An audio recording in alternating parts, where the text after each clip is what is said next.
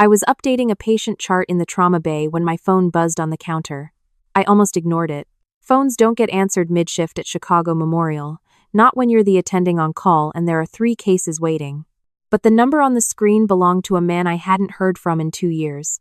My uncle's attorney, Gerald Foss. I stepped into the hallway, pulled off one glove, and picked up. "Dr. Harlow," he said, which is how I knew it was serious. Gerald had known me since I was 9 years old. He never called me that. "I need to reach you before anyone else does. Your uncle Raymond passed away 4 days ago." There was no public announcement at his request. I leaned against the wall. Uncle Raymond had been the quiet branch of the family, the one who moved to Seattle in his 40s, built a software company nobody talked about at Thanksgiving, and sent birthday cards with short handwritten notes that always arrived exactly on time. "He left you the company," Gerald said. "The full holding, no conditions. Liquid assets, property, and equity combined come to approximately $92 million. The hallway kept humming around me. A cart rattled past. Someone paged radiology over the intercom. I heard Gerald's voice continue, but I had to ask him to repeat the number. He did. 92 million. Not a typo, not a partial stake, all of it. My first thought was not about the money, it was about my brother. Marcus is 3 years older than me and has spent most of those years convinced the world owed him something it kept forgetting to deliver. We grew up in the same house in Cincinnati, went to the same schools, were raised by the same 2 people.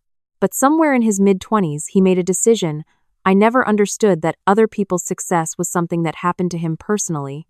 When I got into medical school, he told our mother I must have had help. When I matched into a competitive residency, he said the program needed diversity statistics. He has never once, in my entire adult life, said anything close to well done and meant it. I told Gerald to keep this between us until I had a chance to get to Seattle and meet in person. He agreed, but his voice carried a note I recognized from difficult family meetings. He already knew something I didn't. "Your brother called this office yesterday," he said carefully. "I don't know how he found out. I didn't tell him anything, but he knows Raymond is gone and he knows there was an estate." I thanked him, hung up, and stood in the hallway for a moment before walking back into the trauma bay like nothing had happened. Because in medicine you learn early that the emergency in front of you is the only one that exists until it doesn't. I finished my shift at 7 in the morning. By 9, I had booked a flight to Seattle. I didn't call Marcus. I didn't call my mother. I texted my closest friend, Dr. Priya Anand, who covers my cases when I travel and who has the rare quality of keeping information exactly where you put it. "Going to Seattle for a few days. Family matter. Can you cover Thursday?" She replied in under a minute. "Always. Don't let them take anything that's yours." She'd met my brother exactly once. The flight was 4 hours. I spent 2 of them reviewing what I knew about Raymond's company, Clearveil Systems, a mid-sized software infrastructure firm with government contracts and a clean reputation. The other 2 hours I spent watching the clouds and thinking about how quickly things change when a number gets large enough to rearrange people. Gerald's office was on the 14th floor of a building in downtown Seattle with a view of the Sound. He looked older than I remembered, but sharp in the way careful people stay sharp. He laid out the documents without ceremony. The estate was structured as a direct transfer to a named beneficiary, me, with no provision for contested claims. Raymond had been deliberate about that. He'd updated the documents 18 months ago. "He told me he'd watched your career from a distance," Gerald said. "He said you were the only one who built something without expecting a shortcut." I didn't trust myself to say much, so I just nodded and read everything twice before I signed. The transfer would take 72 hours to process. I was walking back to my rental car when my phone rang. "Marcus." I answered because not answering would have told him something. "I heard about Raymond," he said. His voice was measured, the tone he uses when he's decided to play something carefully. "Why didn't you call me?" "I just found out myself," I said, which was true technically. "Gerald Foss won't talk to me. I've called 3 times. He's the estate attorney. He talks to the beneficiaries." There was a pause. "And who's the beneficiary?" "I'll call you when I know more," I said, and ended the call before he could follow up. I sat in the car for a moment. Seattle was gray and cold, the kind of cold that doesn't apologize. I drove to the hotel Gerald had recommended near the waterfront and checked in under my name without thinking much of it. That was a mistake. Marcus showed up at the hotel the next morning. I don't know how he found which hotel. I have theories. He has always been better at gathering information than I've given him credit for. He was standing in the lobby when I came down for coffee, wearing a jacket that was too thin for the weather and the expression of someone who has been rehearsing a conversation. "You could have just told me," he said. "Told you what?" "That Raymond left it all to you." I kept walking toward the coffee station. "Gerald talked to you?" "No, he followed me, but I talked to someone who works in his building. Nice woman, very chatty." That landed somewhere uncomfortable. I poured my coffee and turned around. "Marcus, what do you want?" He spread his hands like the answer was obvious. "We're family. Whatever Raymond built, he built it partly because of this family. Mom sacrificed for both of us. I've been going through a rough stretch, and you know that. This doesn't have to be you against everyone." It was a good speech. He'd clearly worked on it. The part about our mother was particularly well placed. "I'll be in touch," I said. He left, but the feeling he left behind didn't. That afternoon, I met with Gerald again to finalize a few administrative details. I told him about the lobby encounter. He wasn't surprised. "Your brother has been persistent," he said.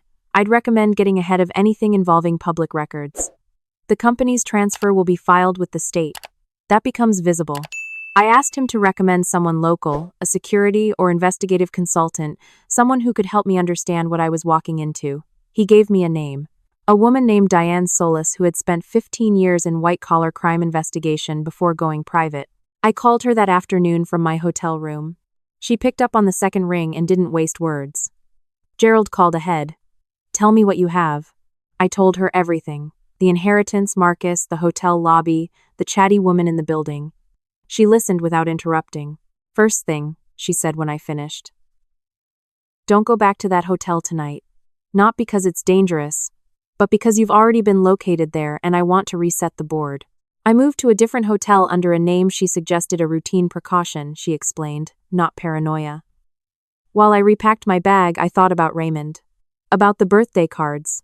About the fact that he'd updated those documents 18 months ago, which meant he'd thought about this. He'd anticipated something. I just didn't know what yet. The next morning, Diane met me for coffee at a place she chose. She was somewhere in her late 40s, with close-cropped hair and the unhurried energy of someone who had stopped being surprised by people a long time ago. She slid a folder across the table. Inside were printed records. My brother had incorporated a company 6 weeks ago, a consulting and investment vehicle called Harlow Bridge Partners. The name was not subtle. "He's been using your last name to imply shared ownership," Diane said. We found 2 email threads, both from people who were approached about investment opportunities. Both were told the venture had backing from a physician in Chicago.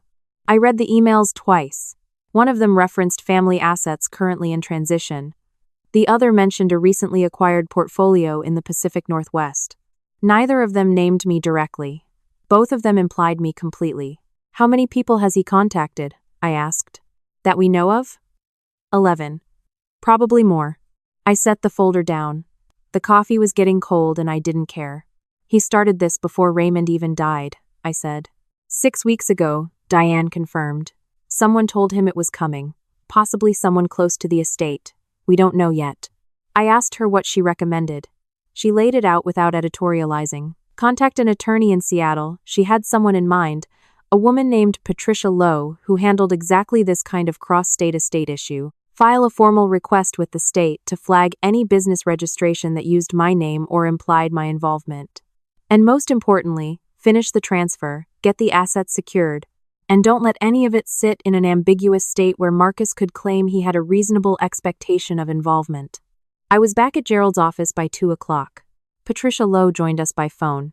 She was direct and fast and made the kind of observations that made me feel better about the 72-hour transfer window I'd been quietly dreading.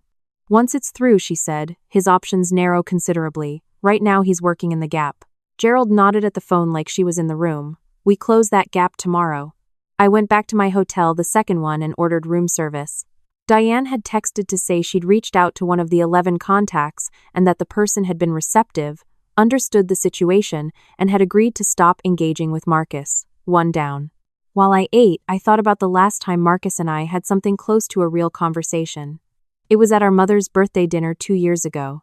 He'd had a few drinks, and at some point, near the end of the night, he'd said something I never repeated to anyone.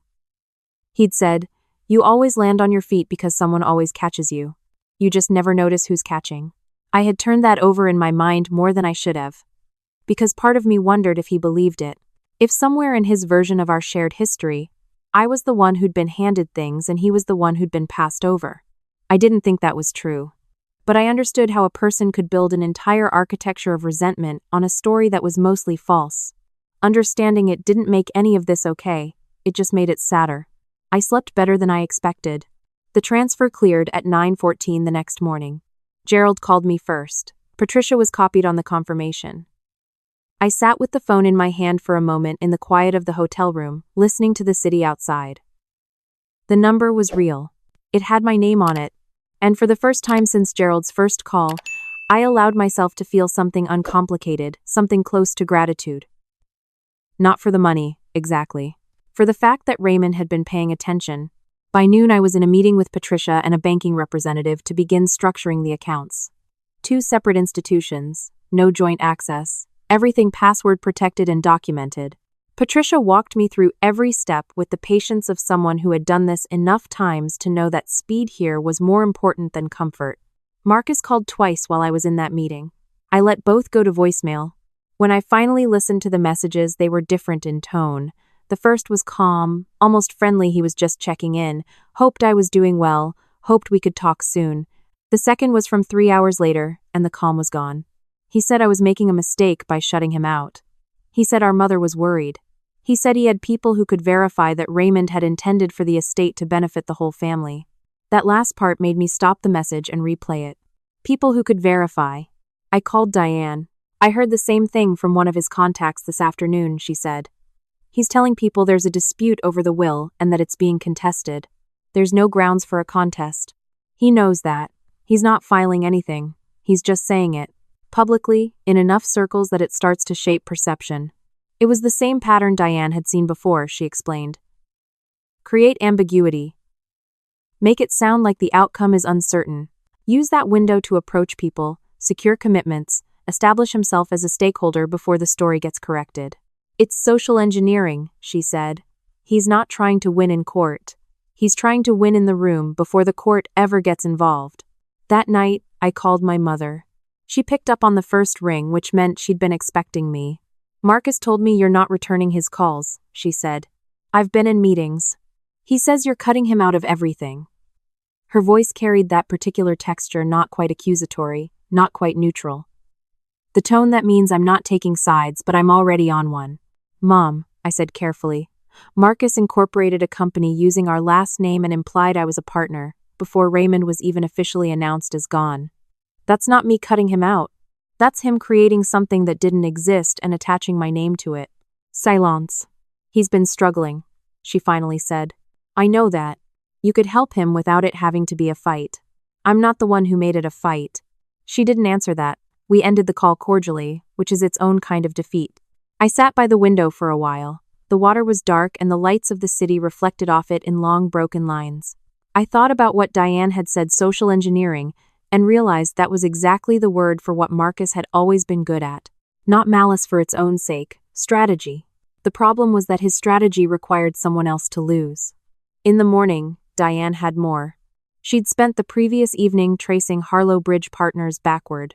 The company had 2 additional names on its advisory board, listed on the registration documents. One was a former colleague of Marcus's from a failed startup 3 years ago. The other was a man named Doug Elster, who, after some digging, turned out to be loosely connected to the same law firm that had done a small contract for Raymond's company 4 years back. That was the link. Someone at the periphery of the estate had talked. It's not criminal, Diane said over the phone, but it tells us how he knew and how far in advance he was planning. Patricia Lowe filed a formal cease and desist that afternoon, directed at Harlow Bridge Partners and Marcus, personally citing misuse of a private individual's identity in a business context and misrepresentation of estate proceedings. It was precise and it was fast, and when I signed off on it, I felt the same quiet click I feel after a clean diagnosis. Not satisfaction exactly. Accuracy. Gerald called an hour later. He's going to push back, he said. Not legally, but personally. That's what they do when the legal options close. He was right. The pushback came the next morning in the form of a group text.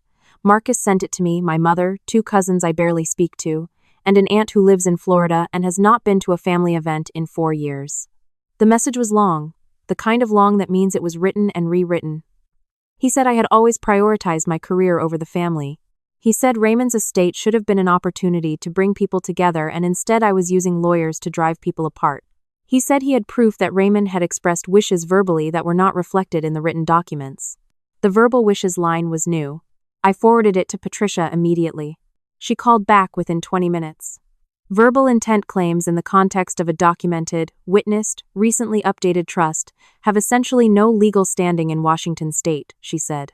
But I want to document this message. Can you screenshot and send? I did. She was going to add it to the file. Not to file immediately, but to have it ready. I spent the rest of that day in a strange kind of quiet efficiency. I responded to hospital emails I'd been deferring. I called Priya to check on my patients. I reviewed the Clearvale board structure with Gerald to understand what ongoing governance looked like. Normal things. Grounded things.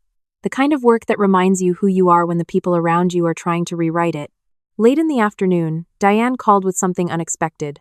There's a woman who has been contacting some of Marcus's targets. She's presenting herself as your representative. I didn't recognize the description at first. Then Diane mentioned a name Celeste and I knew.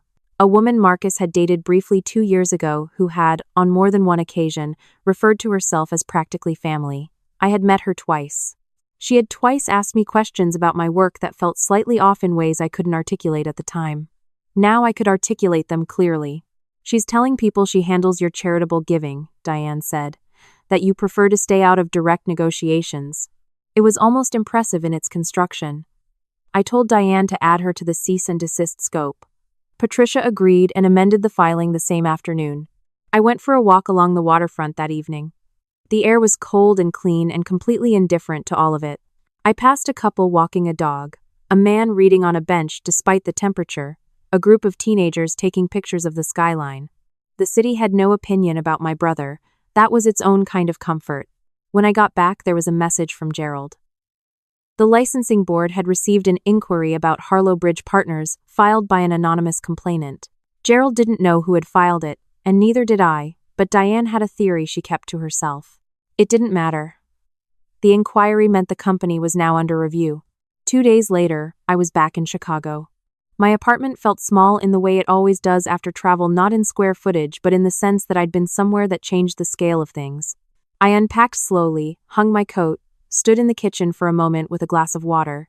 My brother had not called since the group text. My mother had called once, briefly, to say she hoped things would settle down. Patricia emailed to confirm that the cease and desist had been received and acknowledged. No formal response yet, which meant Marcus had either retained counsel and was waiting or had not yet decided what to do. Either way, Harlow Bridge Partners had stopped all outward activity. The advisory board names had been quietly removed from the registration filing. Diane sent a brief summary. 11 of the 11 original contacts had been reached. All 11 had disengaged. Celeste had not attempted any further contact after the amended filing. I read that summary at my kitchen table at 7 in the morning with coffee that was actually good, and thought about what it meant to have a network of people you could trust to move fast when it mattered.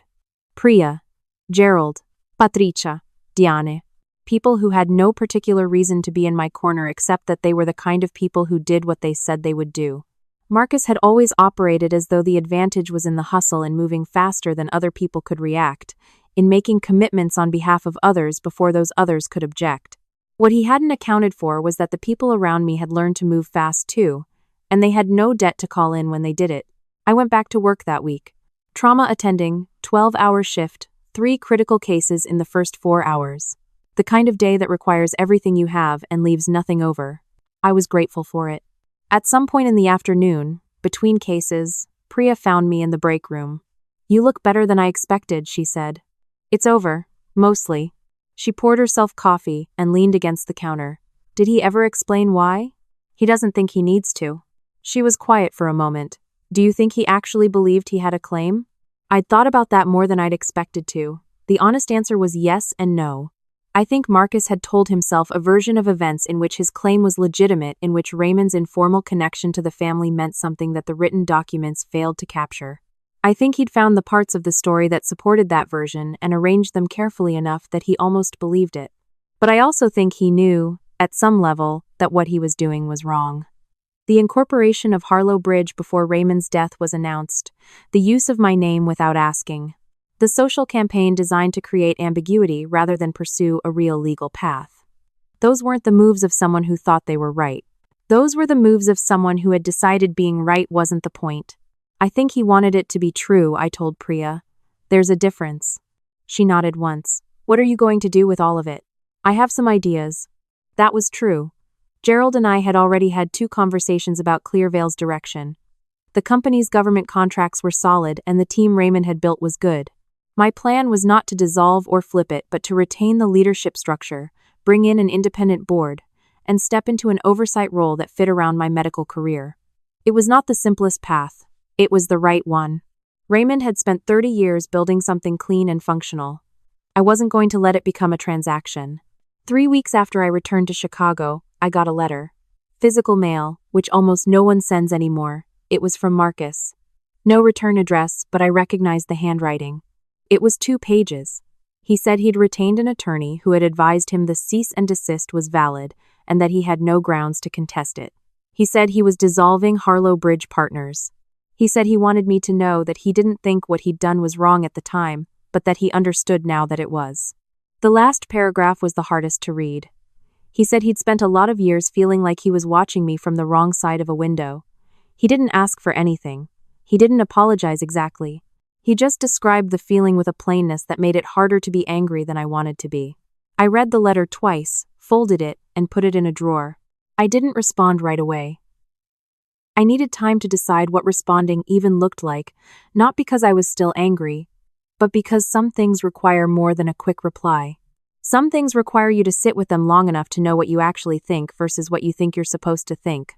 What I knew was this. Raymond had left me something that was legally, structurally, and entirely mine. Marcus had tried to take a piece of it through a strategy built on implication and ambiguity and borrowed credibility. He had failed not because I had been cruel or aggressive, but because I had been precise, because every wall I built had a foundation. And underneath all of that, under the legal filings and the changed hotels and the forwarded voicemails and the cease and desist, was something quieter. Something I hadn't expected to find in the middle of all this. Raymond had watched my career from a distance. He'd sent birthday cards that arrived on time. He'd updated his documents 18 months before he died, deliberately, in full knowledge of what his family was capable of. He hadn't needed to explain himself. The documents said it. I thought about that on a Tuesday evening when I finally drove out to meet the Clearvale team in person for the first time. They were a small group, 14 people in a converted warehouse space in the South Lake Union neighborhood, with good coffee and whiteboards covered in diagrams and the particular energy of people who are proud of what they've built. I introduced myself simply. Not as the new owner, not as the heir, just as someone who intended to understand what they'd made before making any decisions about it. The woman who had been Raymond's operations lead, a sharp, quiet person named Helen who had known him for 11 years, looked at me for a long moment after I said that, and then nodded once with an expression that I understood immediately. She recognized something.